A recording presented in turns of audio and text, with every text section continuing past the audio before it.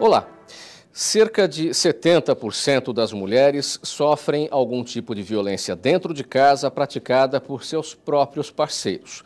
Muitas não sobrevivem aos maus tratos e outras perdem mais anos de vida saudável devido às agressões, sejam físicas, morais ou sexuais, do que com doenças graves, como o câncer de mama e de colo de útero. A dependência emocional da mulher em relação ao homem violento faz com que ela mantenha o relacionamento por muitos anos, aumentando ainda mais os seus riscos. Todos os dias, 15 mulheres são mortas no Brasil pela simples razão de serem mulheres.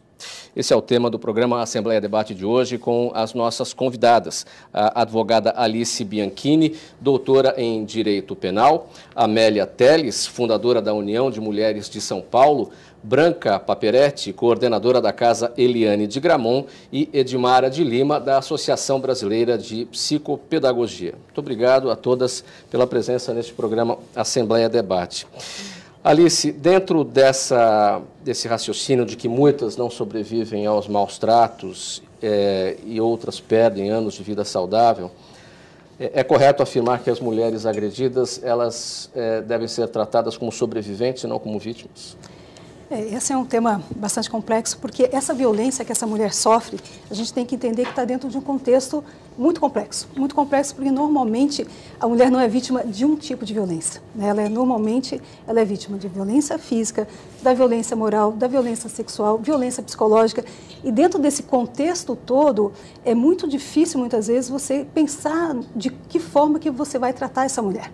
E mais do que isso, nós temos que pensar que essa violência é uma violência que é praticada dentro de casa por pessoa com quem ela tem um vínculo sentimental. É uma pessoa que eu costumo dizer que ela tem um álbum de casamento, tem filhos, tem interesse, tem uma série de coisas, o que significa a complexidade muito grande do tema.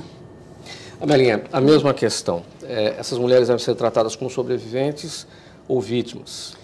Olha, a questão de ser vítima, a gente tem que ir com cuidado, porque essa mulher tem que ser protagonista da sua própria história. Ela tem condições de tomar decisão, ainda que ela esteja na condição de vítima. Então, é importante que garanta, que tenha esse olhar, e eu acho que, inclusive, foi com essa preocupação que foi feita a Lei Maria da Penha, com um olhar de que esta mulher, ela tem que ser fortalecida, e ela tem que ser ouvida, acolhida, e esse acolhimento tem que dar muita atenção a essa história que ela conta, a essa narrativa dessa mulher, porque eu acho que é aí que está o desafio, se olhar essa vítima como uma protagonista, uma mulher que está em situação de violência, ela está vivendo uma situação de vítima, mas ela pode virar essa história, ela pode escrever uma nova história para ela, para a família, para a comunidade. Eu acho que esse que é o ponto, que nós, a sociedade, o Estado, as políticas públicas ainda não deram o clique, entendeu? Porque quando você acredita nessa mulher, acredita no potencial dessa mulher, você transforma essa história, né? E para isso, você tem que entender, eu acho, precisa de compreender que a violência contra as mulheres é aprendida, é uma construção social. Não é verdade que os homens são violentos e as mulheres são submissas, passivas. Essa história foi contada, foi construída há milênios, ela se repete, ela se multiplica, ela se reproduz no momento atual, inclusive, né? Tanto é que você mostrou aí, 15 mulheres são assassinadas por dia, né? Por dia no Brasil. E se for mulher jovem, as mulheres jovens são mais ainda vítima desse assassinato. Então, quer dizer, nós estamos perdendo mulheres numa falta de compreensão de que essa violência, ela é aprendida, você aprende tanto a ser agressor como a ser vítima. E nós temos que mudar essa história, radicalmente. Nós temos que enfrentar essa história, ouvindo essas mulheres, dando mesmo a palavra para elas. Eu acho que está faltando isso. entendeu? Isso é que é o grande desafio para a gente enfrentar. Branca, pegando esse gancho da Amelinha, de que a violência contra a mulher é aprendida, que outras razões essa violência tem que você pode apontar a partir do trabalho desenvolvido nessa transformação que a Amelinha também falou, da história dessas mulheres na Casa Helena de Gramont? Nós trabalhamos também com esse conceito de mulher em situação de violência, dentro dessa perspectiva de que se ela está numa situação, ela pode sair dela. E como vítima, ela se sente muitas vezes sem saída, sem recursos. Então, nós trabalhamos com esse empoderamento, com esse fortalecimento, com essa construção da autonomia dela. E acho que tem também, como a Amelinha disse, a construção social simbólica, desse lugar simbólico que ela ocupa e que muitas vezes elas têm medo de enfrentar a vida sem esse parceiro, que muitas vezes é ela quem sustenta os filhos.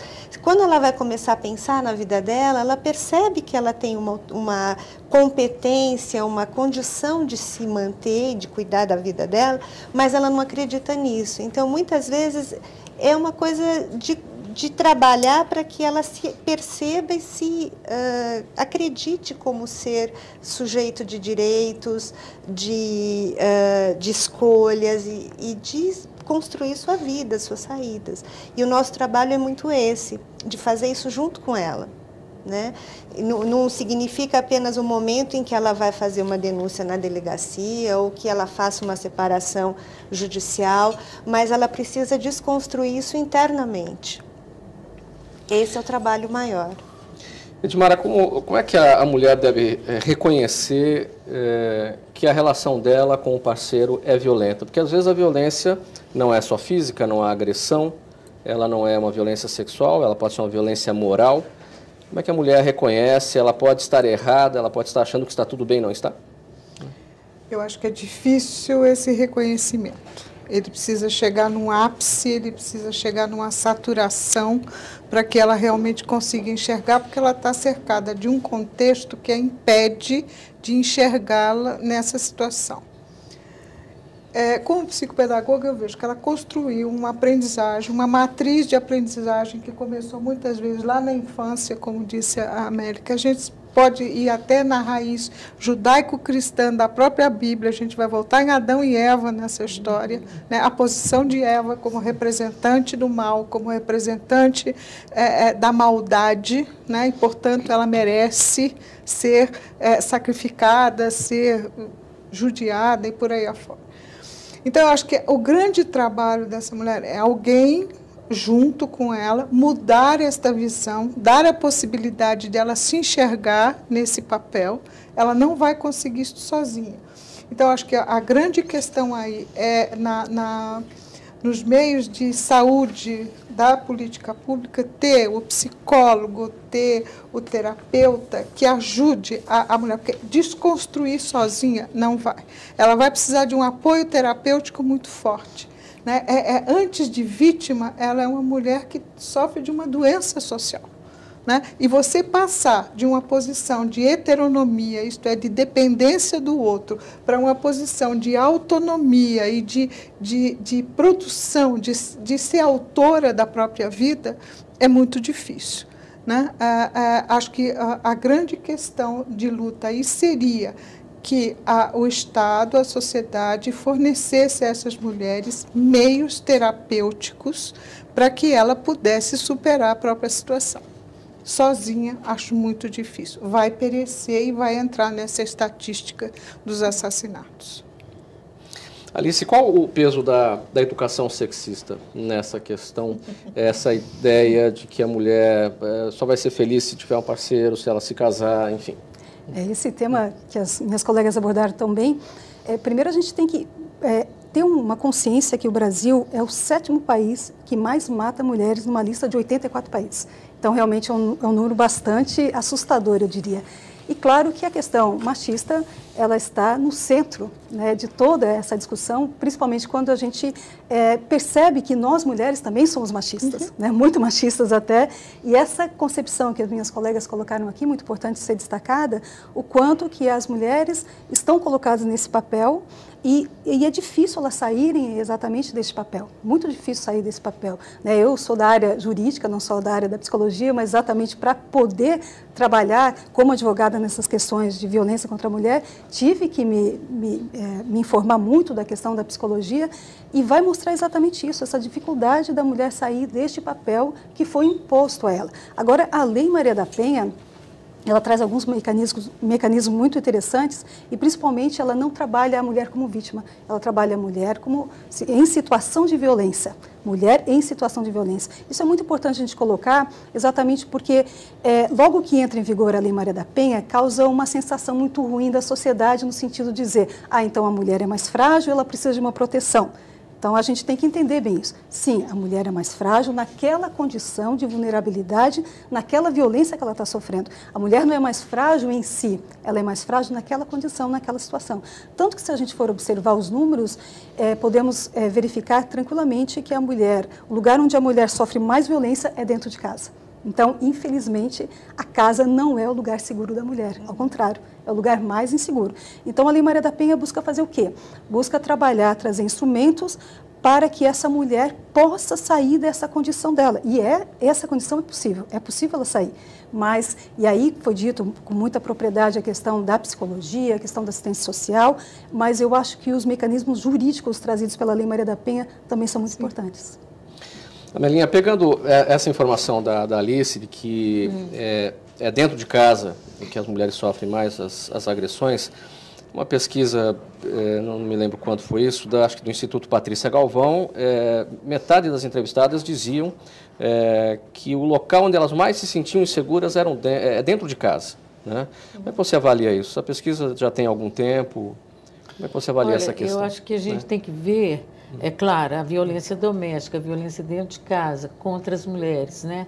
Eu acho que tem que pensar o seguinte, a violência contra as mulheres é uma questão política, e quando eu falo política é no sentido assim, não é uma mulher sozinha dentro de casa, é a metade da humanidade, ou um pouquinho até mais da metade da humanidade, que vem sendo o alvo dessa violência. Essa violência contra as mulheres, violência doméstica, que a violência doméstica é sexual, é física, é psicológica, é verbal, é moral, é patrimonial. Ela é um conjunto de outras violências. E o fato da sociedade ter sido, no seu alicerce ali, ter tido essa desigualdade entre homens e mulheres, que isso é estrutural dentro da sociedade. A sociedade foi organizada e o Estado foi também organizado de forma a manter a desigualdade entre homens e mulheres. Tanto é que as leis, né, quem fala do direito, o direito criou todas normas, regras de desvalorização das mulheres. Nós temos historicamente lutado contra essas normas, contra essas regras que aparentemente são naturais, são normais, mas que foram criadas pelo mundo jurídico, né? Assim, como é que fala? Reafirmando, reconsiderando essa desigualdade entre homens e mulheres. Então, o que a gente vê? Dentro de casa, que, olha, ironicamente, a casa é onde se diz que a mulher é a rainha do lar, é justamente onde ela é o alvo da violência. Isso, né? Quer dizer, são relações de poder entre homens e mulheres que estão completamente desiguais, né? Que são estruturais na sociedade, que vão levar a mulher a viver em situação de risco constante, porque a gente fala dentro de casa é perigoso, mas nós vamos ver que na rua também que no trem também que no metrô, que no trabalho existe o assédio sexual, o assédio moral. Quantas mulheres são estupradas nas ruas, né? Porque se estupra as mulheres dentro de casa e fora de casa. Então, nós estamos, essa violência, a gente tem que entender ela como uma questão política nesse sentido. Todas as mulheres estão vulneráveis, estão potencialmente podem ser o alvo dessa violência, pelo fato de ser mulher, em qualquer idade, inclusive. Não é porque a gente vai ver violência contra as mulheres, porque são crianças, nós vamos ver porque são adolescentes, são jovens, são adultas e são idosas, né, em todas as fases da vida. Então, essa compreensão, eu acho também que é necessário, que o movimento feminista, que eu participo, sempre chama atenção. Aliás, nós é que trouxemos essa violência para o campo político, porque até então ela era uma questão, assunto particular, privado. Vamos, esse é problema seu, né? Até existia aquele ditado, briga de marido e mulher não se mete a colher. Eu acho que nós, feministas, trouxemos para a rua, para o público, mostramos nossas caras aí com hematomas, mostramos os nossos braços quebrados pela violência doméstica e trouxemos para o campo político, sim. Eu acho que a solução está por aí. A gente entender, nós mulheres, eu não sou uma vítima da violência, eu sou mulher e tenho que lutar pelos meus direitos. Eu acho que esse é o caminho que a gente tem buscado enfrentar, construir esse caminho. Entendeu? E isso implica em quê? Nós vamos desconstruir essa... Gente, é possível uma vida sem violência? É possível. Não, vários países ela já não é natural, isso, ela não é porque homem é isso, porque é mulher, porque o homem tem um hormônio tal, mulher tem tal hormônio. Não, é possível. E é isso que nós temos que acreditar, que nós temos que trazer para a pauta política, entendeu? E começar a enfrentar isso. Não dá para dar esse faz de conta aí quer dizer, a mulher tem meia cidadania.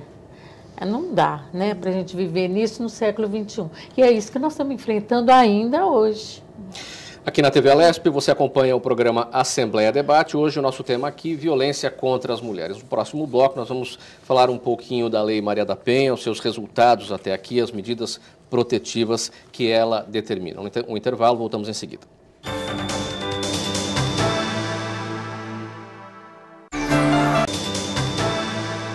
Aqui na TV Alesp, o programa Assembleia Debate. Hoje o nosso assunto, violência contra as mulheres.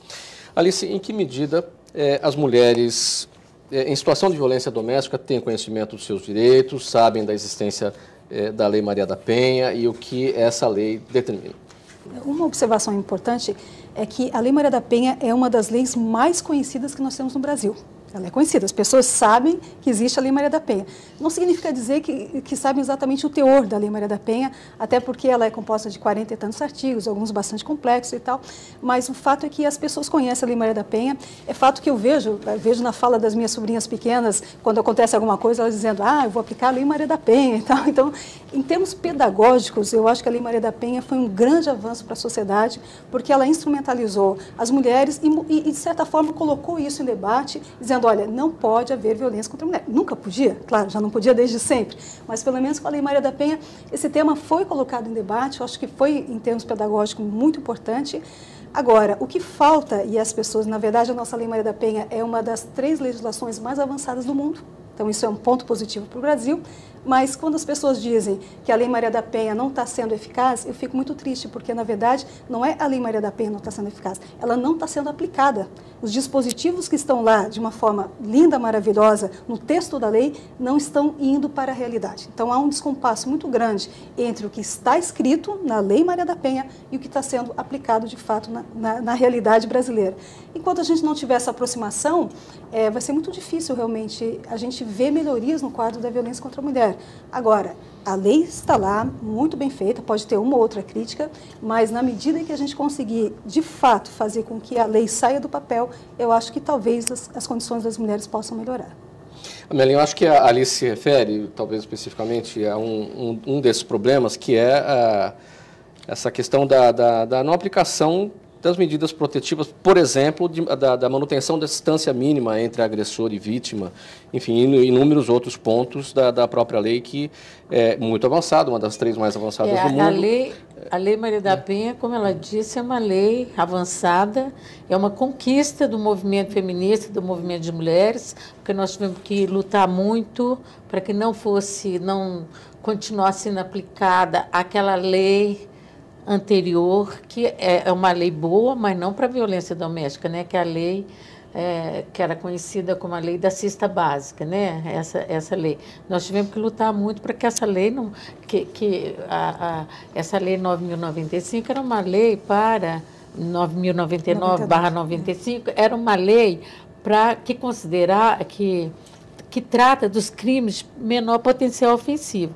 E a violência contra as mulheres não pode ser considerada uma coisa menor. É nisso que eu falo, tem que ser considerada uma questão política de extrema importância, porque as questões políticas entendidas pelos homens são as questões importantes. Então, as questões políticas das mulheres também tem que ter igualdade na importância, né? Tem que ter, e isto é fundamental. Quer dizer que a Lei Maria da Penha, ela é uma conquista extremamente importante.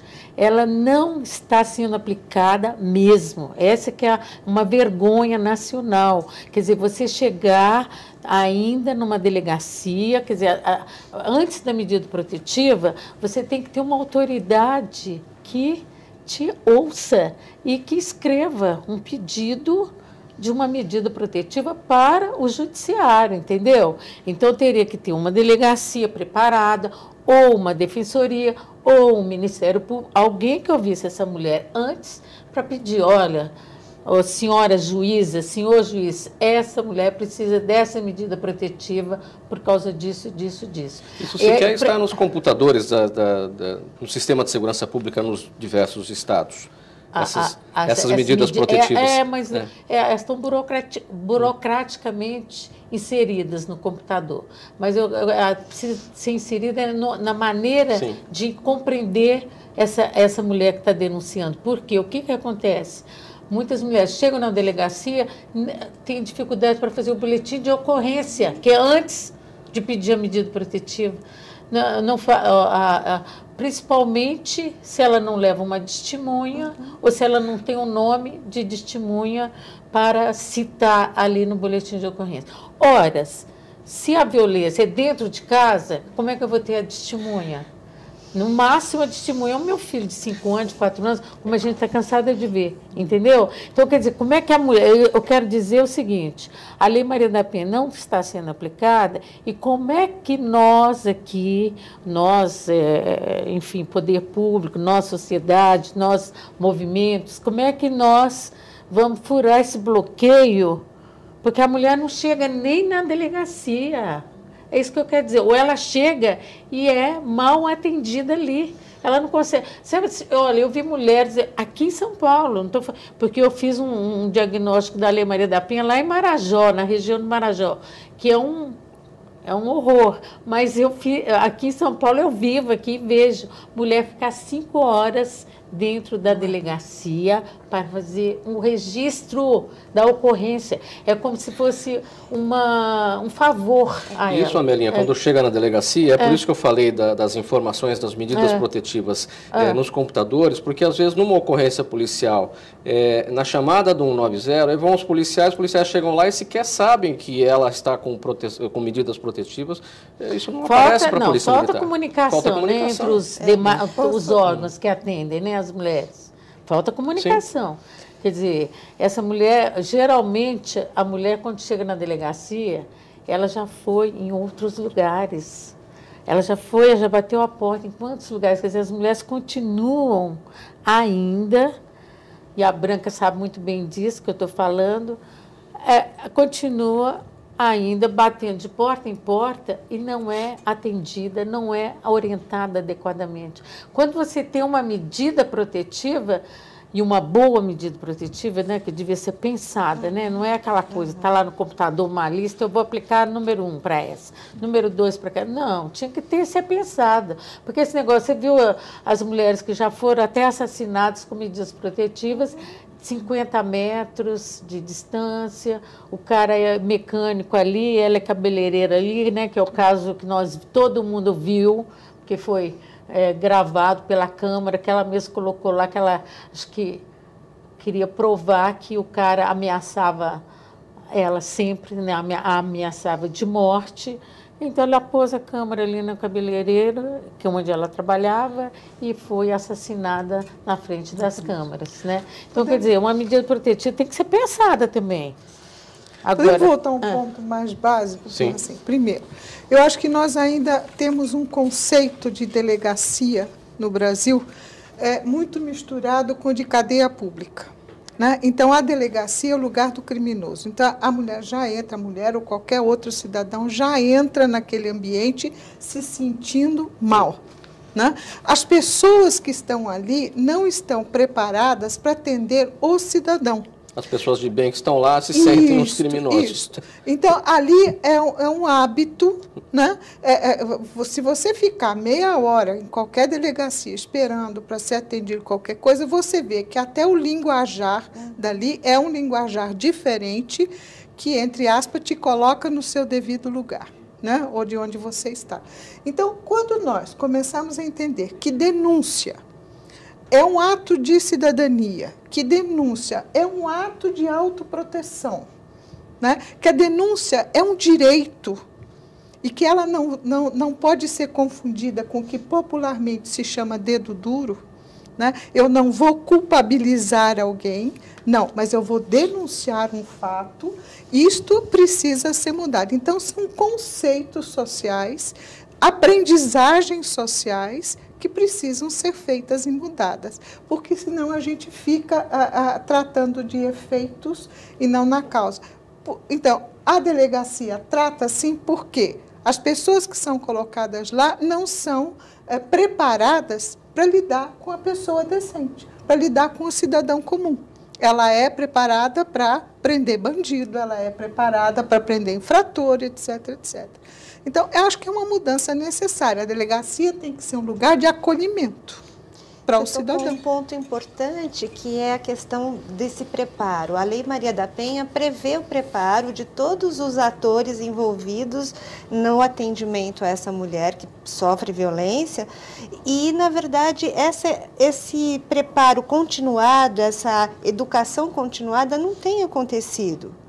Principalmente nos órgãos de segurança e no judiciário. Capacitação permanente, essas capacitações, né? Permanentes. Dos funcionários, dos profissionais. Não, e existe uma rotatividade muito alta, e os profissionais vão trocando, vão mudando. Então, se houve uma capacitação um tempo atrás, as pessoas que estão lá hoje já não são mais as mesmas, e por isso precisa ser contínua e constante. É uma mudança de cultura, não basta o avanço, a modernidade do texto da lei. Exatamente. E o que tem acontecido é que, por exemplo, a violência simbólica, a violência psicológica, a violência sexual dentro das relações afetivas não aparecem nas denúncias.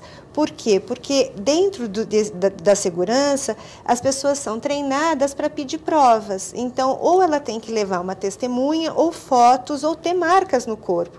Então, se ela vai se queixar de uma ameaça que ela está sofrendo, ou de uma violência psicológica ou sexual que ela sofreu, ela dificilmente tem provas disso. Quando a mulher não denuncia, ela pode ser acusada de cúmplice da violência, não a violência que ela sofreu, mas outras eventuais violências que possam acontecer dentro da casa contra uma filha, contra uma enteada, por conta do pai, do padrasto, enfim. Quer dizer, se ela sabe daquela violência, vamos supor que uma filha ou uma enteada sofra uma violência sexual, por exemplo, por parte do pai, muitas vezes ela toma conhecimento e ela às vezes precisa de um tempo para conseguir fazer essa denúncia.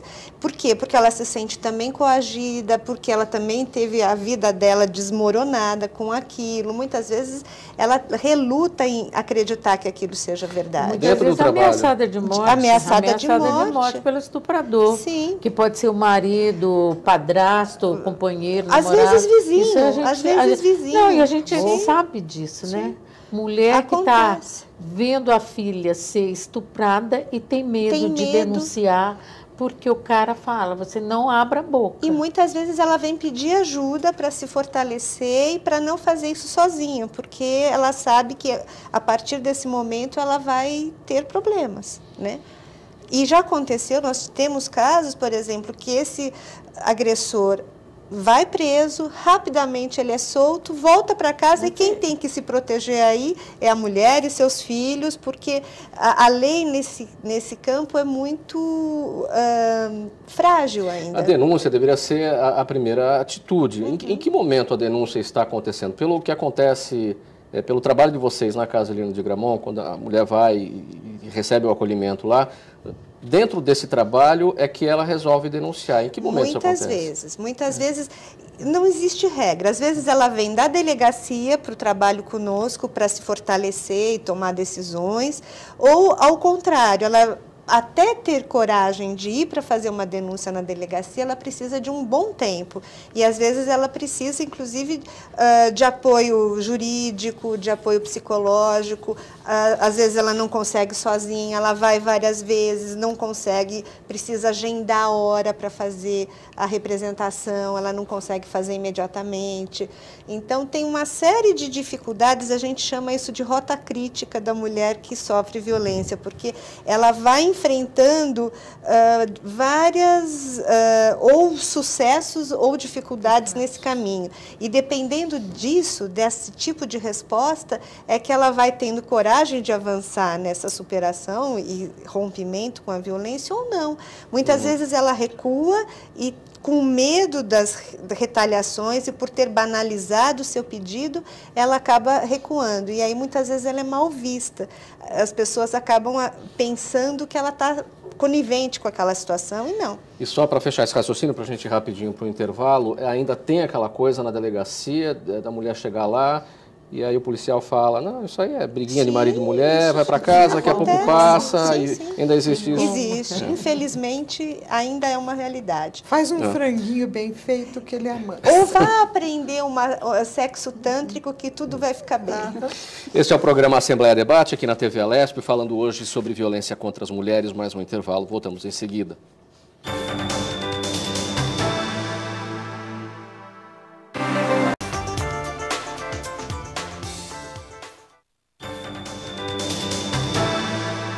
Aqui na TV Alesp, o programa Assembleia Debate, e hoje falando sobre a violência contra as mulheres.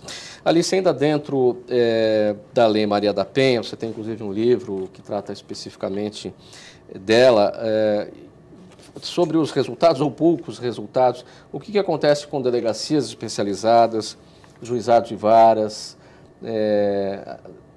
locais de atendimento psicossocial, quer dizer, tudo isso também está a passos muito lentos de lá para cá? Se a gente for pensar, estamos falando na delegacia no bloco anterior, mas na verdade a gente tem pouquíssimas delegacias específicas de atendimento à mulher, pouquíssimas. Dentro delas, a capacitação ainda está deixando a desejar. Se a gente for pensar no juizado de violência doméstica e familiar contra as mulheres, que deveria ter em todas as comarcas brasileiras, nós temos também um percentual muito pequeno. E esses juizados, ele vai trazer um diferencial muito grande em relação a tudo que se já fez no Brasil, inclusive em outros países também, e por conta disso, um dos fatos pelos quais a nossa lei brasileira é considerada uma das 3 legislações mais avançadas, é que dentro do nosso juizado de violência doméstica familiar contra a mulher, nós vamos ter toda uma equipe multidisciplinar, que é composta de psicólogos, de psicopedagogos, de assistentes sociais, no âmbito jurídico. E esse grupo de pessoas, essa equipe multidisciplinar, é que teria essa capacidade, essa capacitação, no sentido de fazer com que realmente alguma coisa mudasse. E não só isso, é importante falar um pouquinho da Lei Maria da Penha, e a gente falou muito da questão da mulher, mas não só a questão da mulher, também todo o atendimento em relação ao agressor, porque esse agressor, ele também está dentro desse contexto que nós todos falamos. Eu não sei se ele também, de certa forma, é vítima, porque ele é vítima também dessa cultura machista que exige dele determinados comportamentos. Eu não estou aqui tirando a culpa do homem, mas eu estou querendo mostrar o quanto que é a complexidade do tema. E ele também precisa de ajuda, ele também precisa de tratamento. Inclusive, a Lei Maria da Penha prevê o atendimento psicossocial para o agressor. Para o agressor, sim. Isso é uma correção ou é uma incorreção da lei? Ele deve ser tratado também como vítima ou como um criminoso? Não, é que ele está dentro de um contexto em que aquela violência surgiu por algum motivo, e claro que a gente tem que cuidar dessa violência, porque a Lei Maria da Penha ela não está preocupada só na parte da repressão, ela tem toda a parte da prevenção. E não adianta a gente imaginar que eu vou punir aquele sujeito que praticou aquela violência, que é importante, mas se eu ficar só nisso, o que acontece? Ele cumpre a pena dele, que não vai ser muito grande, ele vai constituir uma outra família, ele vai reproduzir essa mesma violência e teremos outras vítimas, outra mulher, outros filhos vítimas. Então, dentro dessa complexidade toda, a importância é muito grande de se cuidar também, de ter um olhar específico para o agressor. Branca, a dependência emocional da mulher em relação ao homem violento tem tratamento? Claro, a gente fala em desconstrução, é a ideia de desconstruir essa matriz que levou a essa condição. Não sei se está correto o termo tratamento, porque tratamento se refere a uma doença, Sim, e é uma doença essa dependência emocional? Não. A gente considera que é relacional, faz parte dessa dinâmica de relação, onde os dois estão inseridos e onde se desconstrói e se revê as bases dessa relação. Né? Então, assim, quando se fala até no trabalho com o agressor, eu acho que a ideia, além da responsabilização, tem a ver com a ideia de reflexão sobre o papel de ser homem, do que significa essa masculinidade, e a responsabilização dele enquanto autor de agressão, enquanto alguém que está numa dinâmica de relacionamento que se torna violento. Né? A gente tem aqui no Brasil, por exemplo, a lei da licença maternidade, que é muito, eu acho que ainda muito aquém do que existe em outros países, onde o homem também pode se afastar para cuidar das crianças e alternar com a mulher. E hoje aqui no Brasil a gente conseguiu que se aumente o tempo para a mulher. Isso é manter a responsabilidade para a mulher, é ampliar o dever dela enquanto mãe e não está se pensando em incluir o homem nessa dinâmica. Né? E eu acho que, então, quando a gente fala de relação, a gente tem que pensar mais amplamente. Eu gosto de dar como exemplo os filmes novos da Disney, que tem a Branca de Neve, tem a Valente, e que tem estruturas de feminino que são guerreiras, que vão também brigar pelo seu reino, que elas estão batalhando ali lado a lado com o príncipe, elas não estão dormindo para serem salvas e acordadas com um beijo e sem escolha, sem serem protagonistas. Né? Talvez as crianças que estejam vendo esses filmes consigam pensar numa construção de feminino e de masculino diferente. Né? Mas isso tem um tempo grande ainda pela frente. Amelinha, ainda nessa questão da dependência emocional e essa desconstrução necessária, em que medida essa dependência impede que a mulher vítima ela separe uma coisa da outra, o homem pelo qual ela se apaixonou do homem que a agrediu? Eu sou uma defensora da Lei Maria da Penha, mas eu acho que a Lei Maria da Penha faltou deixar bem claro que a reeducação não é só dos agressores, é também das mulheres ofendidas, entendeu? Nós tem que ter uma reeducação para ambos, mulheres e homens, né? Com o mesmo investimento, com a mesma preparação, porque essa violência sendo aprendida, nós temos que aprender a viver sem violência, né? Nós temos que investir nisso. E isso quanto mais esse trabalho for articulado com outras áreas da sociedade, a publicidade, os partidos políticos, sindicatos, as igrejas, as universidades, mais você está trazendo novas possibilidades para essas mulheres exercerem a sua cidadania, mulheres e homens. Nós vamos estar desconstruindo a violência social, que vai além da violência contra as mulheres. Porque a violência contra as mulheres, ela é a primeira tipo de violência que o ser humano conhece. Você conhece essa violência, embora a gente não admita, né? A maioria das famílias vivem várias situações de violência. A gente endeusa a família e tal, mas a família é extremamente violenta. E há muitas crianças, muitos seres humanos, antes de nascer, já sofreram violência. Seja na agressão verbal, seja num chute na barriga, porque é muito comum a mulher grávida levar um chute na barriga do seu agressor, do seu amado, né? Então, essa é a primeira... Por isso é que é muito... fica fácil, né? Facilita muito a naturalização da violência, né? Porque você já nasce com ela, então você acha que o mundo é assim mesmo. Branca, então, nós estamos trazendo, eu acho que assim, nós estamos querendo romper com isso, né? Essa que é a questão que eu vejo assim como a questão principal. E isto, nós vamos ter que politizar mais as relações entre homens e mulheres. Edmara, desculpe, como é que se cria esse pacto envolvendo esses atores todos que a Melinha citou, pela não violência contra a mulher, de modo que se crie uma ferramenta e que a coisa seja executada mesmo e que não fique na letra morta de um papel de uma lei que não funciona e que teria tudo para funcionar? Eu vou voltar numa questão principal, que é a educação. A visão primária que uma pessoa tem da vida é uma visão binária e de opostos, né? Uma criança pequena enxerga o leve e o pesado, o branco e o preto, ela não enxerga nuances. Uma sociedade que vê a paz ou a não violência como uma coisa etérea, como uma coisa onde falta até a agressividade que é positiva, uma coisa assim, meio de paraíso da catequese, aquele paraíso que a gente viu, né, com 7, 8 anos, e uma situação de violência. Nós precisamos, primeiro, desvincular essa visão de que entre o branco e preto existem vários tons, existem várias coisas. E que o homem precisa enxergar isso tudo e ter uma visão melhor.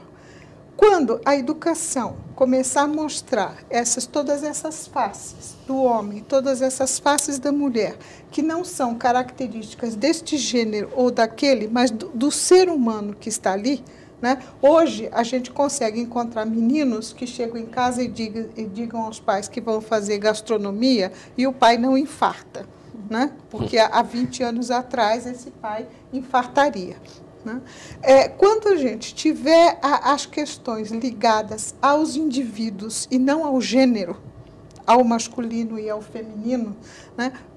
Quando a fragilidade da mulher não for entendida como uma fragilidade que foi física lá atrás, quando a força física era importante, né? Hoje não é mais, né? O computador não exige força física, o mundo virtual não exige, a questão hoje é a cabeça.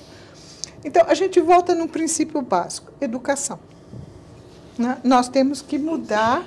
A escola é machista, a escola é sexista, e enquanto soluções políticas continuarem se valendo do sexismo e dessa visão de fragilidade feminina, uma mulher que precisa ser protegida, que precisa ser isenta, nós vamos continuar tendo. Acho que educação é a base de resolver muitas dessas questões. Gente, o tempo do programa está acabando. Eu quero pedir a conclusão de cada uma sobre o nosso tema, bem objetivamente. 1 minuto para cada uma. Alice. Eu continuo na fala que antecedeu, porque me parece que é exatamente a questão da educação. Sem educação a gente não vai a lugar nenhum. E me parece que existe um componente muito importante que tem que entrar nessa questão, que é a questão da vergonha. Com a educação, nós vamos nos envergonhar dessa situação, porque não é possível. Nós vivemos em pleno século XXI e ainda temos essa diferença tão grande na questão de homens e mulheres. Eu podia relacionar muitas tantas. A mulher recebe 1/3 do salário do homem, né? E tantas outras coisas que a gente poderia estar falando aqui em relação à diferença de tratamento, mas principalmente a questão da violência. E me parece, então, que é uma questão de honra. E todas as grandes revoluções que aconteceram no mundo e que mudaram a história, mudaram exatamente por uma questão de honra, uma questão, então, de trabalhar, nós nos envergonharmos dessa situação. Branca, até 1 minuto para a sua conclusão. Bom, acho que eu gostaria de dizer que os direitos e as conquistas, elas vêm de lutas e de reflexão e de muita nos últimos 40 anos, nós avançamos muito com relação a direitos, aos direitos das mulheres. Os movimentos de mulheres conseguiram a criação de leis, conseguiram a criação de secretaria de políticas para as mulheres, federal, agora municipal. Então, eu acho que nós precisamos continuar pensando, discutindo e refletindo, e em espaços como esse, por exemplo, onde a gente pode avançar nessas discussões e disseminar essa reflexão para a sociedade, porque, como ela disse, a educação é importante, mas amplamente, né? Eu acho que fazer essa discussão é muito importante. Edmara, sua conclusão, até um minuto, por favor. Eu seria rápida. Eu acho que nós precisamos nos conscientizar que uma sociedade só evolui se ela é uma sociedade aprendente. Quando todos nós nos colocarmos no lugar de aprendizes eternos, né, e a gente continuar aprendendo pela vida fora, eu acredito que nós finalmente conseguiríamos revolucionar e evoluir. Né? Porque só revolucionar você conquista, e a evolução traz a manutenção das conquistas da revolução. Melinha, sua palavra final, por favor. Olha, eu acho que nós temos que enfrentar a desigualdade entre homens e mulheres. Sem enfrentar a desigualdade, nós não vamos conseguir que essa mulher tenha credibilidade, que ela tenha voz, e precisa da voz das mulheres para enfrentar a violência de gênero. Quero agradecer a presença de todas nesse programa Assembleia Debate. Hoje nós falamos sobre violência contra a mulher. O agradecimento a você de casa que nos acompanhou e até o próximo tema.